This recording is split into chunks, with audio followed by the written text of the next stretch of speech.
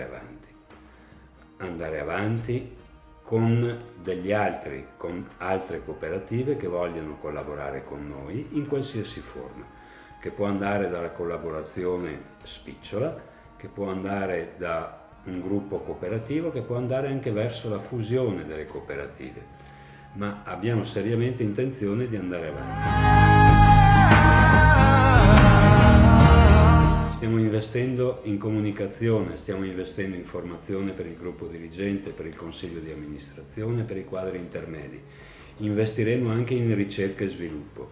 È per questo che abbiamo bisogno di allearci con altri, perché le risorse a nostra disposizione sono insufficienti per creare un piano di sviluppo che guardi al futuro e che abbia come obiettivo quello di diminuire il fatturato che abbiamo con la pubblica amministrazione, attualmente è il 99%, e cercare di portarlo nell'arco di 2 o 3 anni perlomeno al 60% quello con la pubblica amministrazione.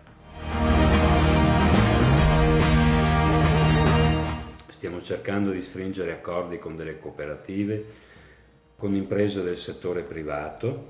Abbiamo già un piccolissimo accordo in questo senso firmato con un'azienda privata in cui ci impegniamo e collaboriamo a erogare un servizio di sanificazione. Noi dovremo pagare dei tributi e forse anche dei contributi che la cooperativa non ha pagato.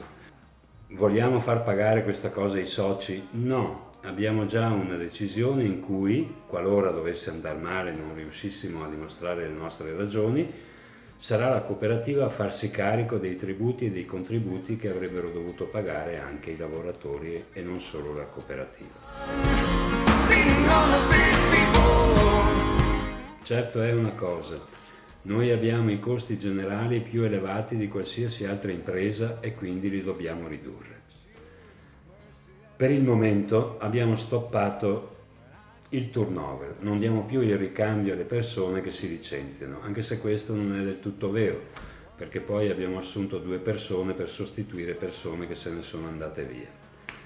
Ma il vero problema, dal mio punto di vista, non è questo qui. Il vero problema è dove troveremo le risorse per investire in ricerca e sviluppo, per investire in servizi innovativi, nuovi da offrire direttamente sul mercato, quando abbiamo i costi generali molto elevati.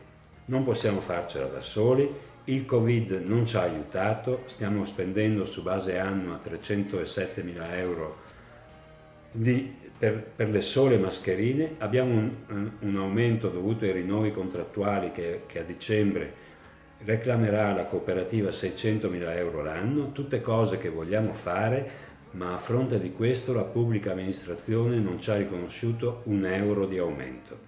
Quindi qualche difficoltà ce l'abbiamo, intendiamo superarla, ma intendiamo superarla non licenziando gli autisti, non si può licenziare un autista che guida un pulmino, intendiamo ridurre i costi tra gli intermedi e tra i consulenti, facendo formazione, facendo crescere i nostri dirigenti che avranno meno bisogno di consulenze pagate profumatamente. Rispondo che è falso. Noi non è che non siamo interessati a un settore o a un altro settore, siamo interessati a tutti i settori. La cosa a cui non siamo interessati è partecipare a gare il cui importo, il cui prezzo non garantisca che noi poi possiamo pagare il giusto, il dovuto e anche qualcosina di più ai soci lavoratori. Se la base d'asta non garantisce questo, noi non parteciperemo a gare, ma non solo nei trasporti sanitari, in tutti gli altri settori. Non capisco perché debbano essere le cooperative o le imprese private a finanziare la pubblica amministrazione. La strategia della cooperativa non è cambiata da 3-4 mesi a questa parte, rimane quella. Certo stiamo andando in altre direzioni. Cosa significa altre direzioni? Che rispetto a prima, che ricercavamo solo le commesse del mercato pubblico, adesso ricercheremo anche quelle del mercato privato. Io penso che noi li stiamo ascoltando, che io li sto ascoltando, che tutto il consiglio di amministrazione e i dirigenti li stanno ascoltando. Ci stiamo preoccupando fondamentalmente di una cosa, che la cooperativa rimanga in piedi, progredisca, cresca, con alleanze o senza alleanze. Non si ascolta nessun socio se l'impresa muore. Noi vogliamo che l'impresa viva e cresca. In questo momento questo è il nostro maggiore impegno. Mantenere in vita e far crescere la cooperativa. Senza di questa non esistono soci, non esiste ascolto, non esiste nulla. La cooperativa deve andare avanti.